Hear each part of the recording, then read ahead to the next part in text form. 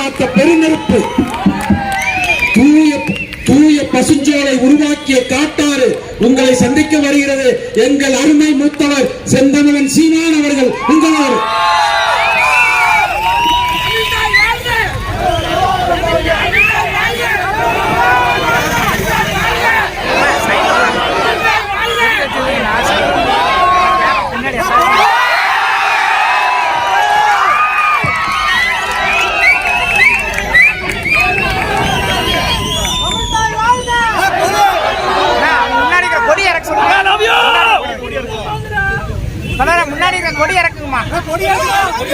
எங்களின் உயிரோடும் உணர்வோடும் கலந்து வாழுகின்ற என் அன்பு சொந்தங்கள் அனைவருக்கும் வணக்கம்.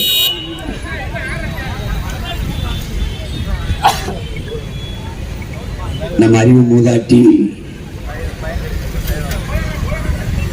விநாயக பெருமானிடத்திலே பாடுகிறார். பாலும் தெளிதேனும் பாவும் பருப்பும் இவை நான்கும் கலந்துனக்கு நான் தருவேன். கோலஞ்சை துங்க கரிமுகத்து தூமணியே சங்கத்தமிழ் மூன்றும் எனக்கு தா என்று. அதேதான் அவையின் பேரன் நானும் அவரிடத்திலே நாம் எல்லோரும் வேண்டுகிறோம். சங்கத்தமிழை எங்களுக்கு தா என்று. என் அன்பு பெற்றோர்களே, என் அருமை உடன் பிறந்தார்களே, இதுவரை இந்த நிலத்திலே எத்தனையோ தேர்தல்கள் நடந்திருக்கிறது. ஆனால் எந்த மாறுதலும் நடந்தது இல்லை. அதே ஊழல், லஞ்சம், அதே கொலை, அதே வளக்கொள்ளை, அதே பசி பஞ்சம், அதே ஏழ்மை வறுமை, அதே சாதி இழிவு தீண்டாமை, ஆணவ படுகொலை, பாலியல் வன்கொடுமை படுகொலைகள், இது எதுவுமே மாறியதாக இல்லை. வாழ்க்கையில் மற்ற இனங்களுக்கெல்லாம் எப்போதாவது போராட்டம் வரும். நமக்கு போராட்டமே வாழ்க்கையாக மாறி இருக்கிறது. எல்லாவற்றுக்கும் போராட வேண்டிய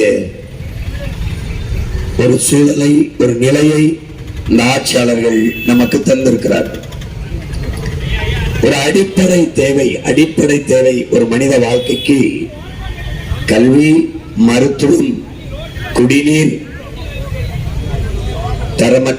தடையற்ற மின்சாரம், பயணிக்க நல்ல பாதை, தரமான போக்குவரத்து, கல்விக்கேற்ற வேலை, வேலைக்கேற்ற சம்பளம், அதை கொண்டு வாழ்கிற மதிப்புமிக்க வாழ்க்கை, இவையெல்லாம் தான் ஒரு அடிப்படை.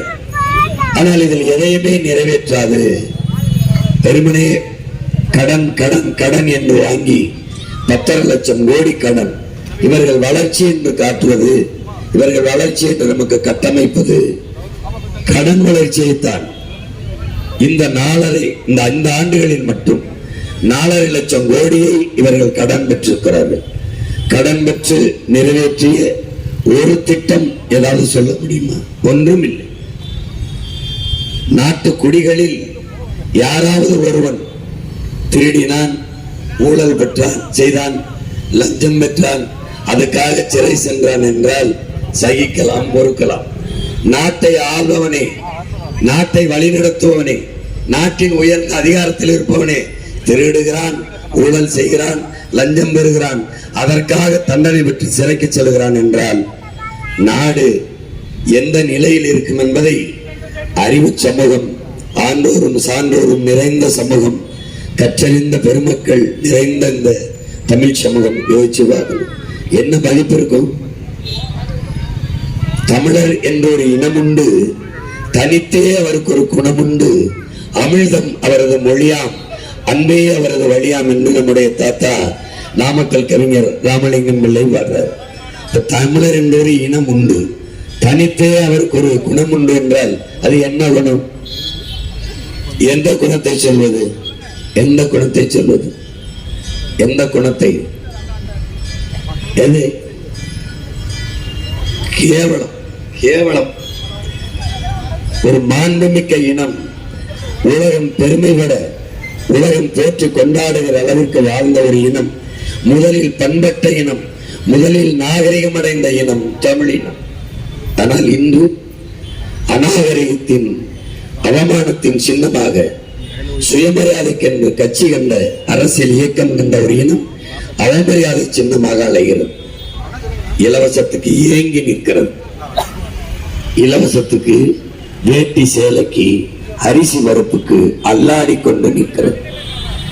ஒரு குறிப்பிட்ட மக்கள் ஏழ்மை வறுமையில் நிற்கிறார்கள், அவர்கள் கையேந்தினார்கள் என்றும் இல்லை. எல்லோரும் கல்வி அறிவு பெற்றிருக்கிறார்கள், படித்தவர்கள் நிறைந்திருக்கிறார்கள், ஆசிரியர் பெருமக்கள், அறிவார்த்த சான்றோர்கள் எல்லாரும் இருக்கிறார்கள்.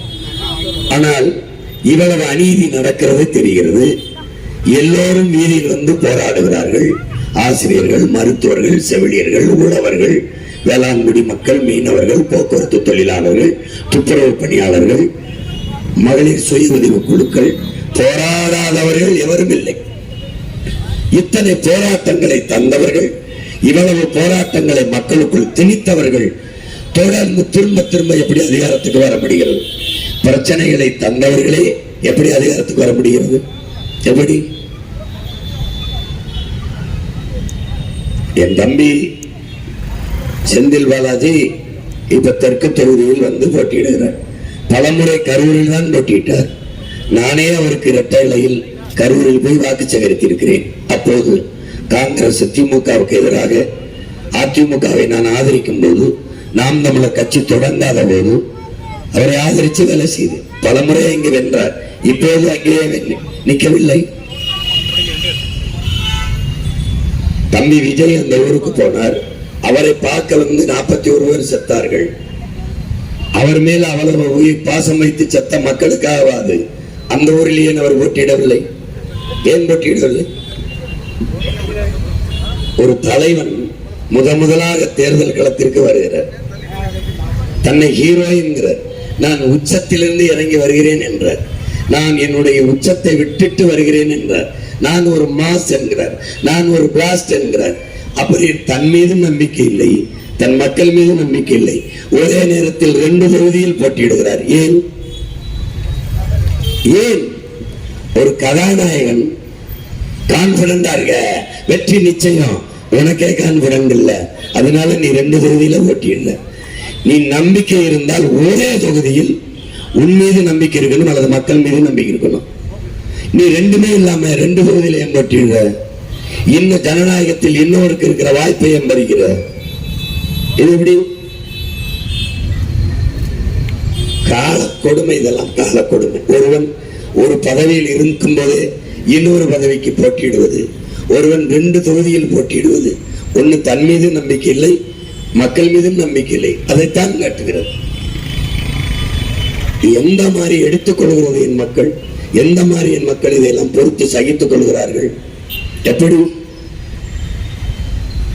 வாக்குக்கு காசு கொடுக்கிற மரபை என் மக்கள் எப்போது சகிக்க தொடங்கினார்கள்? ஒரு நேர்மையாளன், ஒரு நல்ல ஆட்சி தர வேண்டும், மக்களுக்கு தன்னலமற்று சேவை செய்ய வேண்டும் என்கிற எண்ணம் கொண்டவன் எதற்காக ஓட்டுக்கு காசு கொடுக்க வேண்டும்? ஏன் காசு கொடுக்க வேண்டும்?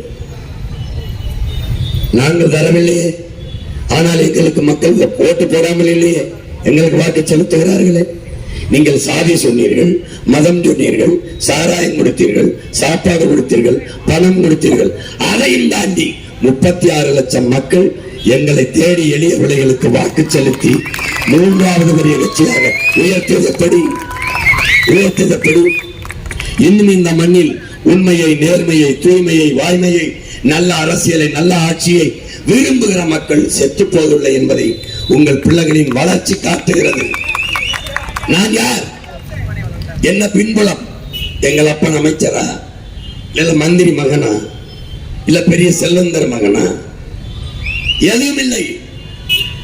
படம் எடுத்து பஞ்சம் முளைக்க வந்த மகன் என் இன விடுதலைக்கு படை நடத்துகிற, படையை கட்டி நடத்துகிற நிலைக்கு தள்ளியவையா இந்த ஆட்சியாளர்கள்?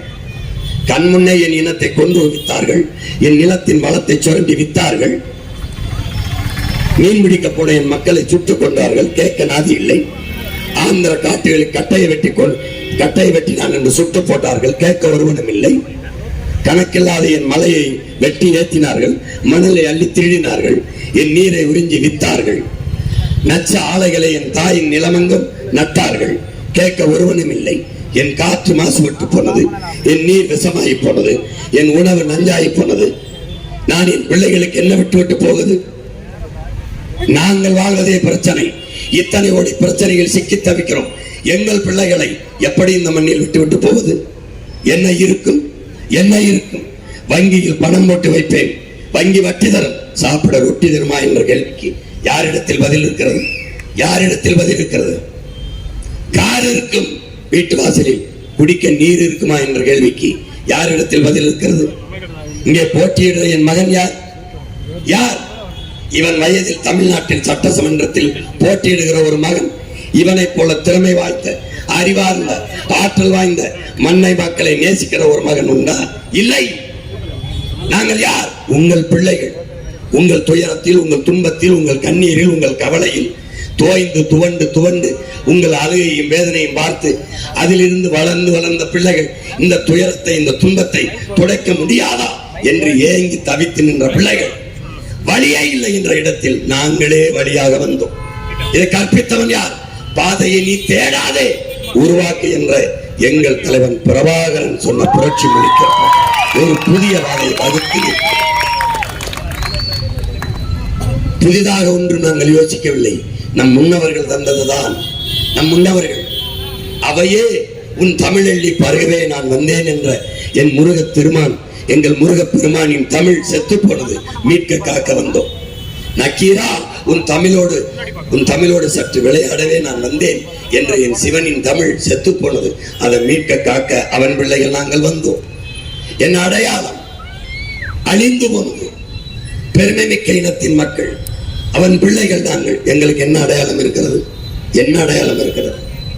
இந்த நாட்டின் விடுதலைக்கு போராடி செத்த என் வீர பெரும்பாட்டன் தீரன் சின்னமலைக்கு ஓடாநிலையில் ஒரு சிலை இருக்கிறது, சென்னையில் ஒரு சிலை இருக்கிறது. வேற என்ன அடையாளம் இருக்கிறது? அவனை படிக்க வரலாற்றில் பாடம் இருக்கிறதா? என்ன இருக்கிறது? கீழ் நோக்கித்தான் தண்ணீர் வாயும், ஆனால் மேல் நோக்கி தண்ணீரை எடுத்துக்கொண்டு போய் பாசனத்துக்கு பயன்படுத்திய ஒரு அணையை கட்டியவன் என் பாட்டன் காளிங்கராயன். அவன் பெருமை ஏதாவது இந்த மண்ணில் பேசப்படுகிறதா? பேசப்படுகிறதா? தேசிய கொடி, இந்திய நாட்டின் கொடி தலையில் தாழக்கூடாது என்று கொடியை காத்து நின்ற குமரனின் புகழ் போற்றப்படுகிறதா? இன்று வரைக்கும் அந்த கொடி காத்த குமரனுக்கு ஒரு மண்டபம் கட்டி போற்றுங்கள் என்ற அரசிடத்தில் முறையிட வேண்டிய தேவையில் இருக்கிறது.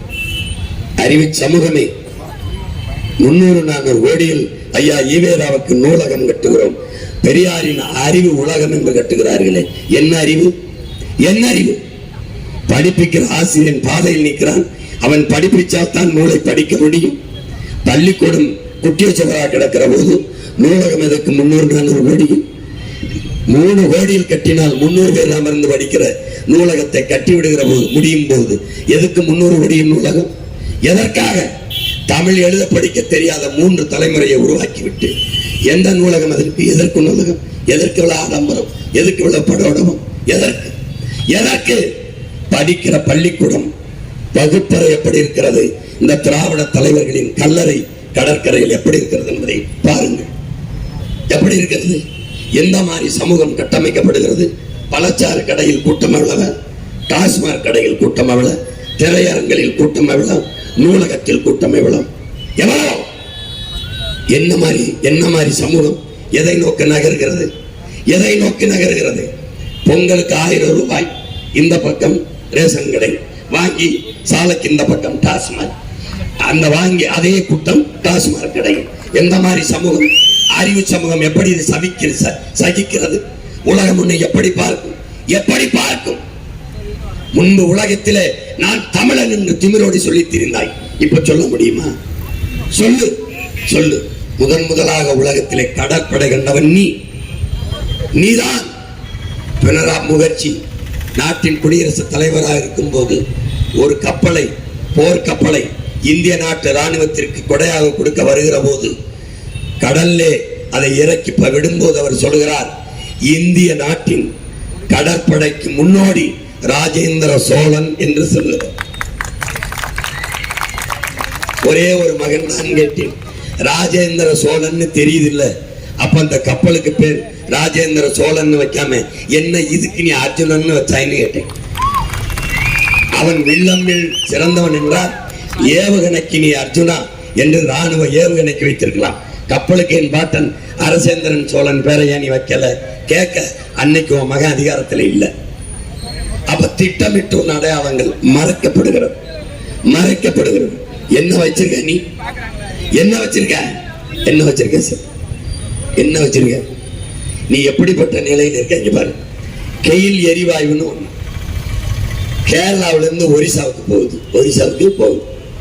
கேரளாவில இருந்து தமிழ்நாட்டுக்கு வரும்போது நெடுஞ்சாலை வழியே வருது. தமிழ்நாட்டிலிருந்து கர்நாடக வழியே ஓசூர் போகும்போது நெடுஞ்சாலை வழியே போகுது. ஆனால் உன்னிடத்தில் மட்டும், உன்னாட்டில் மட்டும் நஞ்சை நிலத்தை நெஞ்சை இரண்டாக பிளந்தது போல நஞ்சை நிலத்தை பிளந்து வயலுக்குள்ள போகுது. ஏன் போகுது?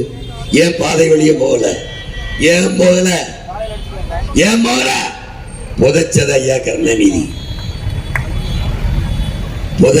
கருணாநிதி. நான் அந்த போராட்டத்தில் கெயில் எரிவாயு குழாயை வயலுக்குள்ள புதைக்க கூடாது என்று போராடிய போராட்டத்தில் பங்கேற்றவன், உன் உடன் பிறந்தவன் நான். என் சித்தப்பன் பெரியப்பன் கேட்டேன், ஏப்பா நீங்க அப்ப அனுமதிச்சு? தெரியலையே ஐயா, தெரியலையே. தண்ணி போகுதுன்னா நிலம் குழுன்னு இருக்குன்னு கொடுத்துட்டோம் நாங்க. அப்புறம் எப்ப தெரியுது எரிவாயு போகுதுன்னு? ஒரு சட்டம் வருது. எப்படி வருதுன்னா, இந்த எரிகாற்று குழாய், எரிவாயு குழாய் போற இந்த குழாய் வெடிச்சிருச்சுன்னா, அதனால ஒரு இழப்பு ஏற்பட்டா, ஒரு பேரிடர் ஏற்பட்டா நிலத்தின் உரிமையாளரே பொறுப்பேற்க வேண்டும். அதற்கு இந்த நிலத்தின் உரிமையாளருக்கு அதிகபட்சமாக தூக்கு தண்டனை கொடுக்கலாம்னு, மரண தண்டனை கொடுக்கலாம்னு சட்டம் வரும்போதுதான் என் அப்பனும் சித்தப்பனும் முடிச்சுக்கிறான். ஏண்டா உனக்கு நிலத்தை கொடுத்துட்டு நான் தூக்குல வேற தொங்கணுமாடான்னு போராட ஆரம்பிச்சோம். புரிஞ்சுக்க, இது உனக்கு தெரியுமா தெரியாதா? தெரியாது. போராடி நிறுத்தி வச்சிருக்கேன், நல்லா கவனிச்சுக்க. இதை புதைக்க அனுமதிச்ச பெருந்தகை உங்க ஐயா கருணாநிதி. அப்புறம் போராடி தடை விதிச்சிட்டோம். இப்போ உச்ச நீதிமன்றத்தில் வழக்கு போகுது. யார் போட்டா? கெயில் எரிவாயு நிறுவனத்துக்காரன். நாங்க என்ன கோரிக்கை வைக்கிறோம்? கேரளாவிலிருந்து இங்க எப்படி வந்துச்சோ, இங்க இருந்து கர்நாடகா எப்படி போகுதோ அதே மாதிரி பாதை வழியே உள்ள குறைச்சு கொண்டு போ, நிலத்துக்குள்ள புதைக்காத. இது எங்க கோரிக்கை. அங்க போகும்போது அம்மையார் ஜெயலலிதா முதலமைச்சர். அப்ப வழக்கு நடக்குது. வழக்குக்கு மிக உயர்ந்த அரசு வழக்கறிஞர்களை அனுப்பாம அவர்களுடைய உதவியாளர்களை அனுப்பிடுறாங்க.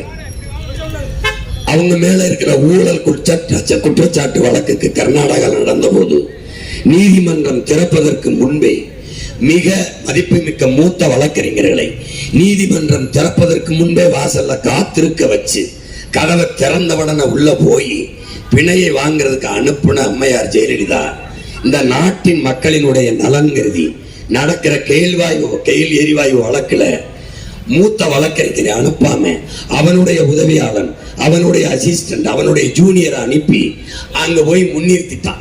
3 நீதிபதிகள் இருந்த அமர்வுல ஒரு ஜூனியர் நிற்கும் போது அவன் கேட்டான், எங்க உங்க சீனியர்னு கேட்டான், எங்க உங்க மூத்த வழக்கறிஞர்.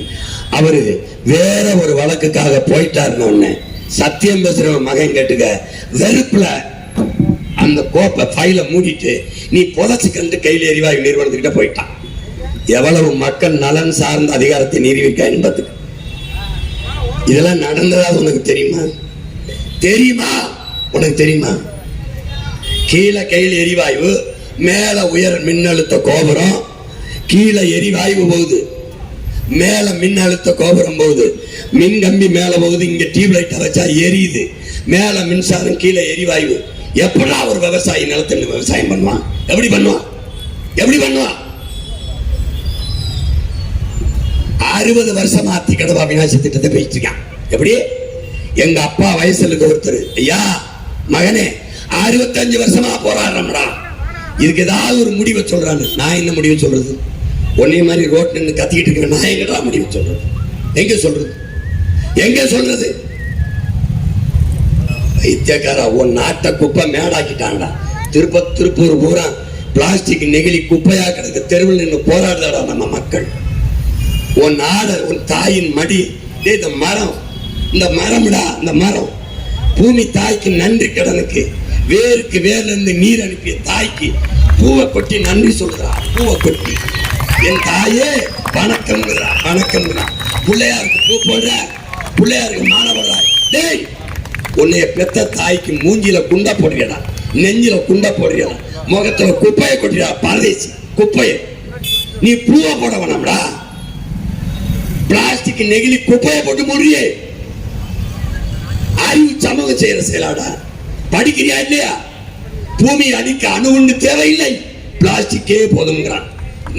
யாரு? பாலித்தீனே போதுங்கிறான். அணு கொண்டு உடனே அழிக்கும்டா, இது கொஞ்சம் கொஞ்சமா அழிக்கும், ஆனா அழிக்கும். எதை நீ படிக்கிற? என்ன படிக்கிற? எதையுமே கற்றுத்தராத ஒரு பள்ளிக்கூடத்தை வச்சு பாடையை கூட்டிக்கிட்டு இருக்க. என்ன பண்ற? மரம்னா என்னன்னு தெரியல, மலைனா என்னன்னு தெரியல, காற்றுனா என்னன்னு தெரியல, நீர்னா என்னன்னு தெரியல, நிலம்னா என்னன்னு தெரியல, கொக்கு குருவினா எதுக்குன்னு தெரியல. பறவைகள் பறவைகளடா, விதையை தூவும் தூதுவர்களா பறவைகள். இந்த நாட்டில் இருக்கிற காடெல்லாம் நாம நட்டதிலடா என் உடன் பிறந்தவனே. எல்லாம் பறவைகள் நட்டதரா, பறவைகள் நட்டது. பறவைகள் இல்லைன்னா காடு எது? காடு இல்லைன்னா மலை எது? நீர் எது? என்னைக்குடா இதை படிக்க போற? என்னை திருப்பி ஒரு கர்மம் இல்லை. நீ படம் பார், படம் பார், படம் பார்த்துட்டு நடிக்கிறவனுக்கு நாடால தகுதி வந்துருதுன்னு நினைக்கிறியே. நீ இருந்தா என்ன, செத்தா என்ன? எதுக்கு நீ சொல்லு? எதுக்கு? ஒருத்தன் வாரான், நான் அதிகாரத்தை அழிப்பேன், அதிகாரத்தை கொடுங்கிறான். நான் ஒப்பனையை கலைப்பேன், அரியணையை கொடுங்கிறான். நீங்க நடித்தால் நோட்டை கொடுப்போம் வாழ்வதற்கு, நடிக்கிறதை நிறுத்தி விட்டால் நாட்டை கொடுப்போம் ஆள்வதற்கு. வழங்குமாடா உன் நாடு? டேய், நீ உலகத்துல எங்க போனாலும் உன்னை காரி துப்புவாங்க. தலைவன் நடிகனுக்கு வித்தியாசம் தெரியாத தற்கொலை கூட்டமே, கூட்டமே. உனக்கு கோவை செலியனும் தலைவன், தீரன் சின்னமலையும் தலைவன், உனக்கு பண்டார வன்னியனும் தலைவன், உனக்கு வாபூசியும் தலைவன், என் பாட்டை வாபு சிதம்பரனாரும் தலைவன், கொடியாத்த குமரன் தலைவன், காமராஜன் தலைவன், கக்கனும் தலைவன், அயோத்திதாசனும் தலைவன், ரெட்டமலை சீனிவாசன் தலைவன், MC ராஜாம் தலைவன். ஐயோ ஐயோ ஐயோ, 1-2 தவறு நடந்துருச்சு. நாங்க உங்க கூட பிறந்தது இல்ல, நீங்க எங்க கூட பிறந்தது, 2ல ஏதோ ஒண்ணு தப்பு.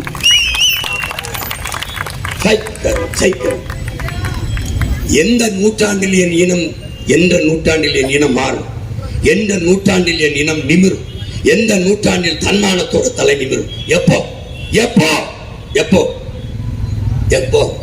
தீரன் சின்னமலை பிறந்த மண்ணில் கூட தன்மானத்தோடு தமிழ் மக்கள் தலை நிமிரலைன்னா எந்த நிலத்தில் நிமிருவான்? எந்த நிலத்தில் நிமிருவான்? எங்க எங்க உன்னுடைய தன்மானமும் ஈனமானமும் எங்கே எங்க போச்சு? எவ்வளவு வளங்கொழிக்கிற நிலம், எவ்வளவு நாகரிகம் பண்பாடு அடைந்த நிலம், எவ்வளவு கொங்கு நிலம்னா எவ்வளவு செழிப்பான பூமி. ஏன் இப்படி ஆயிடுச்சு? நீனும் ஓட்டு காசு வாங்கிட்டு ஓட்டு போட்டீங்கன்னா அப்புறம் எங்க போறது? எங்க வருது? உனக்கு தெரியாதா? சாதி அரசியலானால் அங்க சகோதரத்துவம் சமத்துவம் செத்து போகும்னு தெரியாதா? மதம் அரசியலானால் அங்க மனிதநேயம் செத்து போகும்னு தெரியாதா? பணமே அரசியலானால் அங்க மாண்புமிக்க ஜனநாயகம் செத்து போகும்னு தெரியாதா? அங்க பண்பாடும் ஒழுக்கமும் செத்து போகும்னு தெரியாதா? இது கூட தெரியாதவனா நீ? இது கூட தெரியாதவனா நீ? என்னைக்கு தான் உனக்கு யார் தான் உனக்கு சொல்லிக் கொடுப்பா? எப்பதான் நீ மாறுவ? எப்பதான் மாறுவ? நீ என்னைய பார்க்கணும்ல, என்னைய பார்க்கணும்ல. 2 விழுக்காடு 3 விழுக்காடு 1 விழுக்காடு அரை விழுக்காடு ஓட்டு வச்சிருக்கவனுக்கு 20 சீட்டு 30 சீட்டு 40 சீட்டு நோட்டுன்னா 8.5 விழுக்காடு 36 லட்சம் ஓட்டு வச்சிருக்க எனக்கு எவ்வளவு பேரம் பேசப்பட்டிருக்கு நீங்க யோசிக்க. அதையெல்லாம் இடது கைட்ட தள்ளிட்டியா உன்னை நோக்கி வர்றேன். பணம் வேணும்னா போயிருப்பேன்ல, இனம் வேணும்னா முன்னாடி வந்து கத்திக்கிட்டு இருக்கேன். பதவி வேணும்னா போயிருப்பேன்ல. பதவியா என் மக்களுக்கான உதவியானா என் மக்களுக்கான உதவி, உழைப்பா என் மக்களுக்கான உழைப்பானா என் மக்களுக்கான உழைப்பு. இப்ப இந்த வேறுபாடு புரியுதா இல்லையா? புரியுதா இல்லையா? ஏதோ ஒண்ணு போ. நீ தொழுகிற, தேவாலயங்கள்ல போய் ஜெபிக்கிற, கோயில்ல போய் வழிபடுற, என்ன சொல்லி கும்பிடுவ? ஒன்னு சொல்லி என்ன சொல்லி கும்பிடுற? என்ன சொல்லி கும்பிடுற? என்ன சொல்லி அது எப்படி? தீமையை கொடுமையை செய்தவனுக்கே ஓட்டு போட்டு திருப்பி அதிகாரத்தை கொடுக்குற. எப்படி எப்படி ஐயா ஸ்டாலின் சொல்றாரு, ஸ்டாலின் ஆட்சி தொடரட்டும். அவர் தான் சொல்றாரு. இந்த கூட்டத்தில் யாராவது சொல்லு. அப்போ அவங்களே சொல்லிக்கிறாங்க, எந்த கொம்பனாலும் குறை சொல்ல முடியாத ஒரு நல்ல ஆட்சியை நான் கொடுத்தேன் அப்படின்னு. நல்ல ஆட்சின்னு ஒண்ணு இருந்தா தானே சொல்றதுக்கு சொல்லு. 2 வயசு பிள்ளைய கற்பழிச்சு கொள்றாண்டே, வன்முணர்வு செய்து கொள்றாங்க. பச்சை குழந்தைடாது, அம்மான்னு கூட கூப்பிடலடா, இன்னும் அம்மான்னு கூட கூப்பிடலடா. எங்கடா ஒரு சமூகத்தை கொண்டு போகுது இந்த நாடு? பள்ளிக்கூடத்து வாசல்ல கஞ்சா விக்குதுடா. கஞ்சா கஞ்சா சாக்லேட்டு, கொக்கைன் சிகரெட்டு. இது நாடாடாது, இது நாடா? பள்ளிக்கூடத்துக்கு போறவன் பைக்கூட்டில் புத்தகத்தையும் பேனா வச்சுட்டு போகாம அறுவாடை வச்சுட்டு போறான்டா. 8ஆம் படிக்கிற பையன், 8ஆம் படிக்கிற பையில வெட்டுறான்டா. என்னடா கற்பிக்குது ஒரு நாடு? எதை நோக்கிடா நகர்த்துது? சக மனிதனை வெட்டி கொள்ளலாம், அவன் உயிரை பறிக்கலாம். 18 வயது இளைஞன் சிந்திக்கிறான்னா எவ்வளவு மாண்பு கொண்ட இனம்டா. உனக்கு தெரியுமா? உலக நாடுகளை எல்லாம் வென்று ஆட்சி செய்தவங்க நம்ம.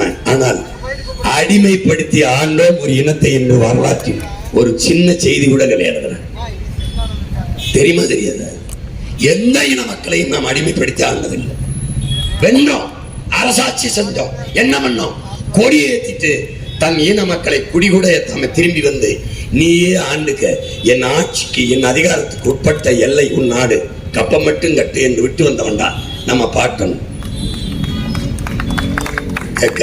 அவ்வளவு மாண்புமிக்க ஒரு இனமடா.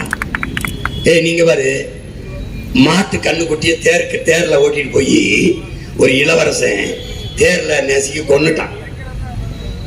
அரண்மனை வாசல்ல ஒரு மணியை, ஆலய மணியை தொங்கிட்டு இருக்க, ஆராய்ச்சி மணி, ஆபத்து மணியை. இந்த பசுமாடு வந்து இந்த கயிறை பிடிச்சு ஆட்டிடுது. என்னன்னு பார்த்தா விசாரிச்சா, இந்த மன்னனின் மகன் தேர்ல இந்த மாட்டு கண்ணுக்குட்டியை கொண்டு விட்டான் ஏத்தி. இந்த மாட்டுக்கு நீதி சொல்லணும்னு அதே தேர்கால தன் ஒரே மகனை ஏத்தி கொள்றான்டா மாட்டுக்கு முன்னாடி. மனுநீதி சோழன் பாட்டேன். இது நடந்திருக்குமா இல்லையான்னு, இது நடந்திருக்காது. கதை, கற்பனை, கப்சா கதை. கதையில் கூட தமிழின மக்களின், தமிழின முன்னோனின் உயிர்மை நேயம்,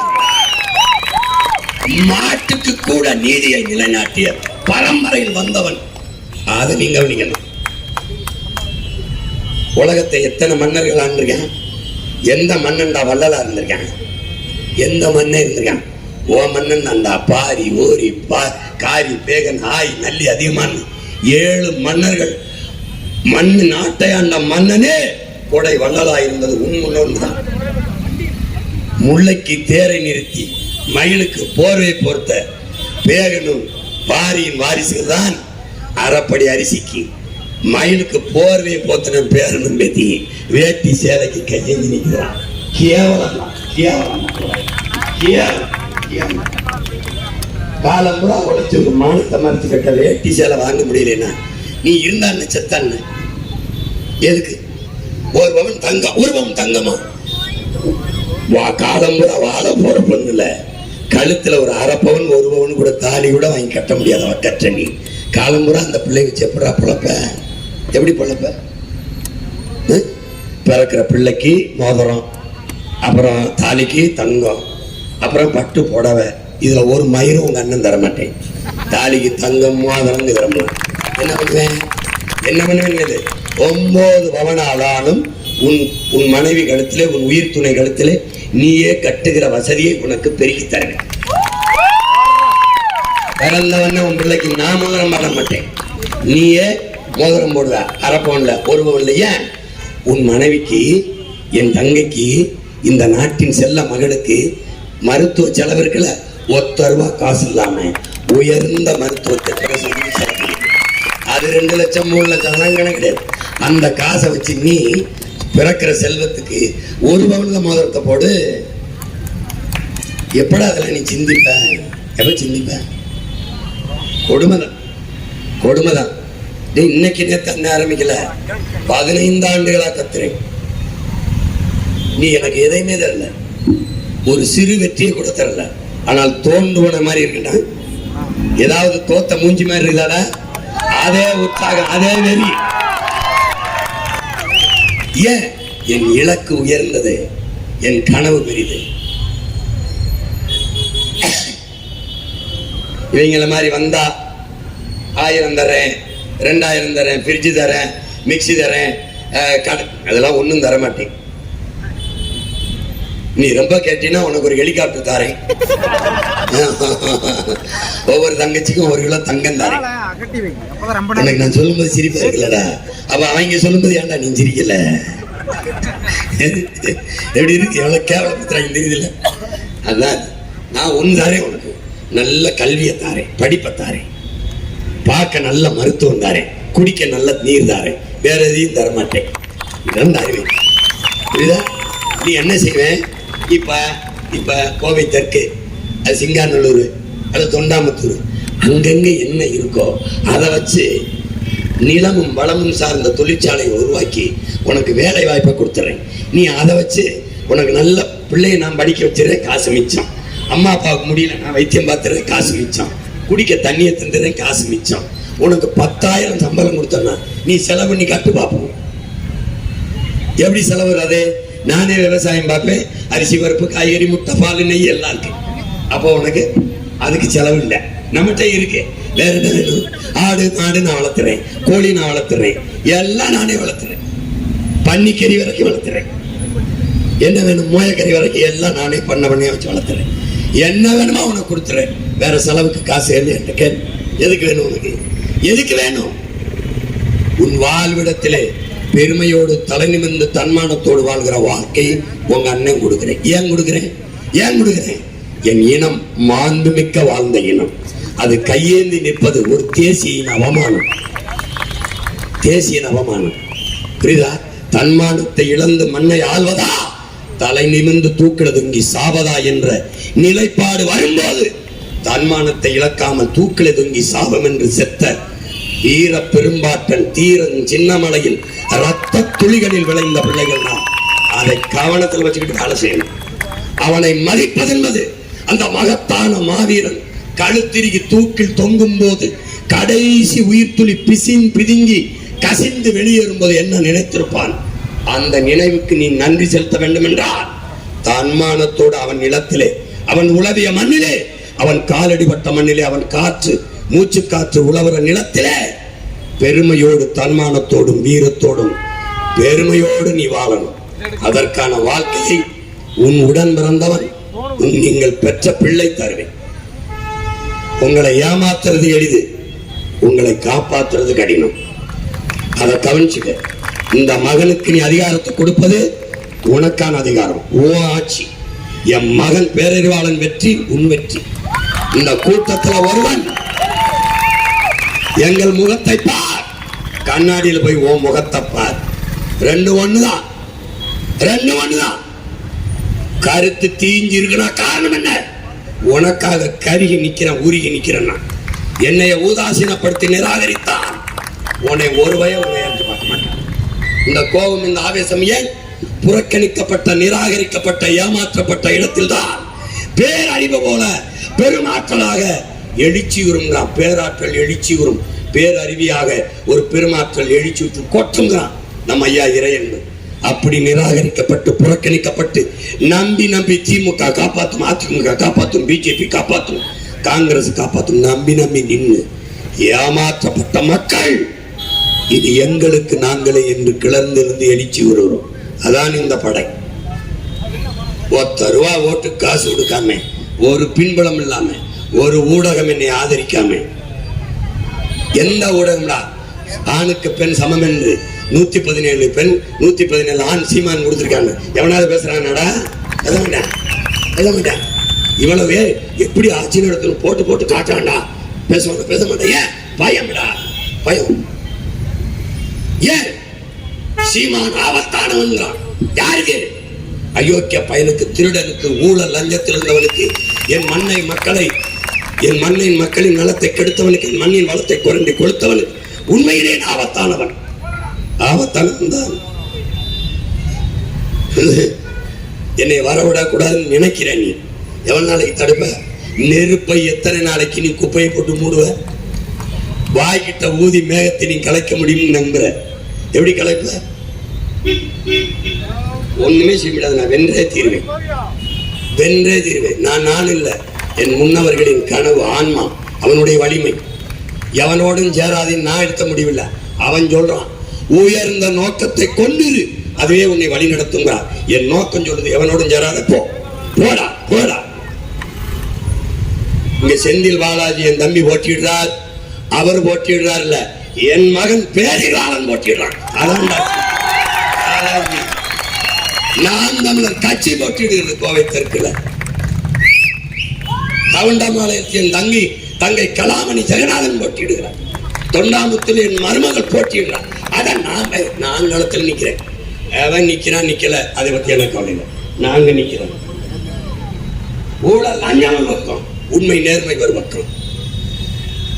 ஓட்டுக்கு காசு, அது பச்சை துரோகம், ஜனநாயக படுகொலை. அதை எதிர்க்கிற நாங்கள் ஒரு பக்கம். சாராயம் மூடும், அது நஞ்சு. பனம்பால், தென்னம்பால், ஈச்சம்பால், மூலிகை சாறு, என் பரம்பரை பால் திறந்து விடுவேன், அதை மூடுவேன். நாங்க ஒரு பக்கம். இதான சண்டை. பிரச்சனையை தந்தவன் ஒரு பக்கம், பிரச்சனையை தீர்க்கணும் வந்த உங்க பிள்ளைகள் ஒரு பக்கம். நீங்க இப்ப எந்த பக்கம் முடிவெடுங்க. வருகிற ஏப்ரல் 23ஆம் தேதி உங்க கையில் உலகம் திரும்பி பார்க்கிற மாற்றம் இருக்கிறது. வரலாற்றில் மாபெரும் புரட்சிகர முடிவேடு. வாக்குக்கு காசு, வாக்குக்கு காசு.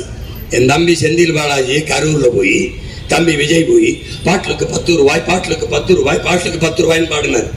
பாடி அவர் நான் வந்தார் டாஸ்மார்க்க மூடுவேன்னு சொல்ல மாட்டேங்கிறார். ஏன் சொல்லு. உனக்கு தெரியுமா, குடிக்கிற மக்கள், குடிகாரர்கள் ஓட்டு 2 கோடி இருக்கு. சர்வே சொல்லுது, புள்ளி விவரம் 2 கோடி குடிகாரர்னா, நீ டாஸ்மார்க் மூடுவன்னா 2 கோடி ஓட்டு உனக்கு போயிடும். இவன் இந்த டாஸ்மார்க்க மூடுவேங்கிறான், மூட மாட்டேங்கிறான். நான் 2 கோடியில 2000 கோடி ஓட்டு எனக்கு விழலைனாலும் நான் வந்தா மூடுவேன். ஏன்? எனக்கு குடிக்கிற மக்களின் ஓட்டு வேண்டாம், தமிழ் குடிமக்களின் ஓட்டு போட்டால் போதும். இன்னைக்கு இல்ல நாளைக்கு வெல்றேன், நாளைக்கு இல்ல நாளை மறுநாள் வெல்றேன். வேணாமடா உன் ஓட்டு வேணாம் பட. இவன் என்ன சாதி, நான் என்ன சாதி பார்த்தீங்கன்னா போட்டாத, போட்டால உன் ஓட்டு எனக்கு திருட்டு. சாதிதான் வேண்டுமென்றால் சற்று தூரணில், சாதிக்க வேண்டுமென்றால் உன் அண்ணன் கையை பிடிச்சு மதம் தான் வேண்டுமென்றால் தூரப்போ, தள்ளிப்போ. இல்லை, உலகத்தில் புனிதமான மனிதன் தான், மனித நேயம் தான் வேண்டும் என்றார்.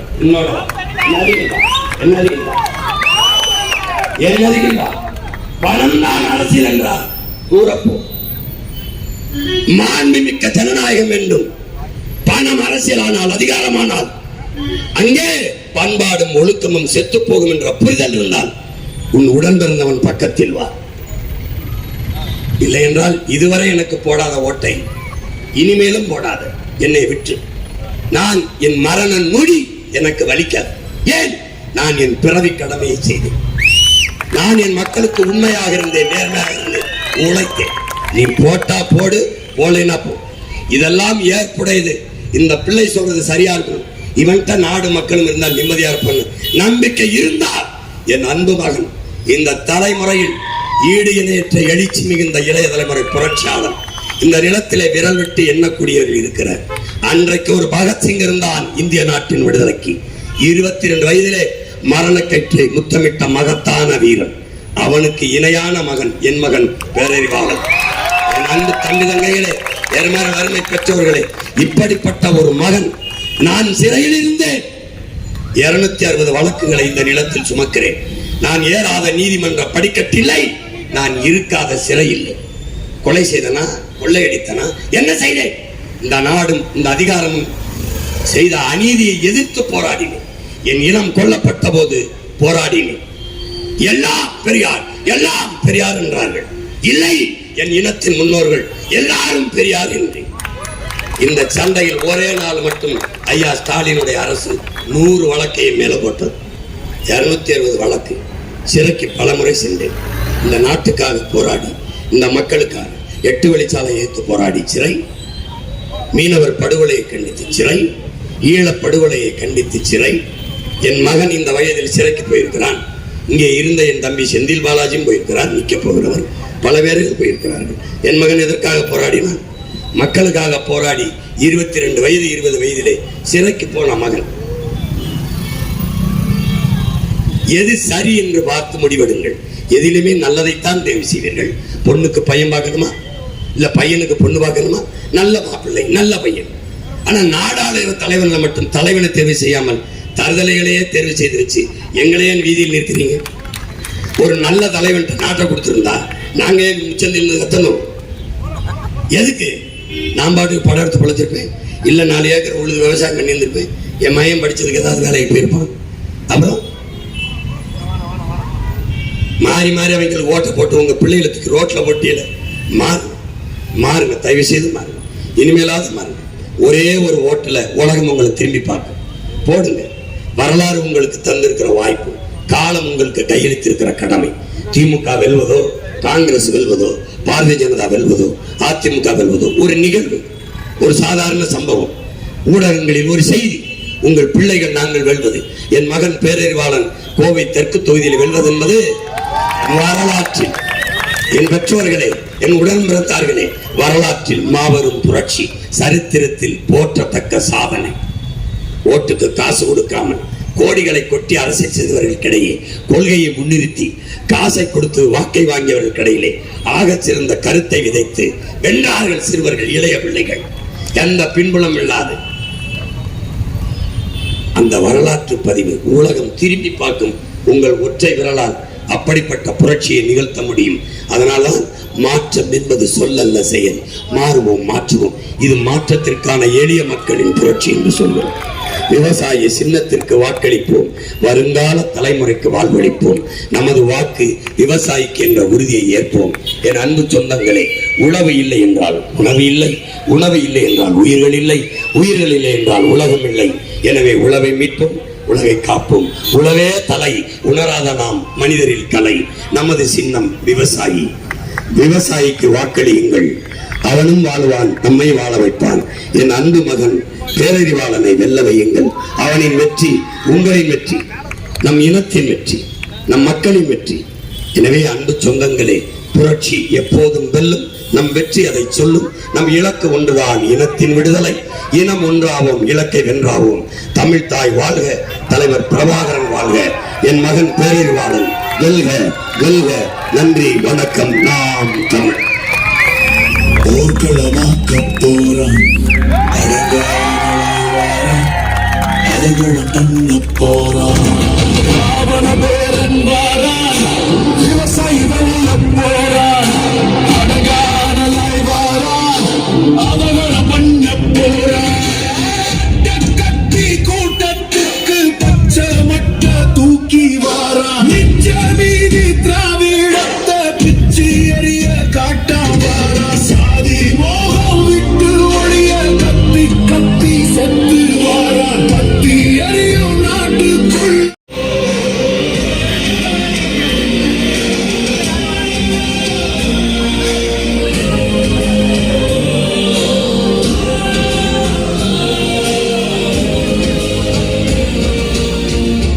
ஊத்தி கொடுத்து கெடுத்த ஒன்ன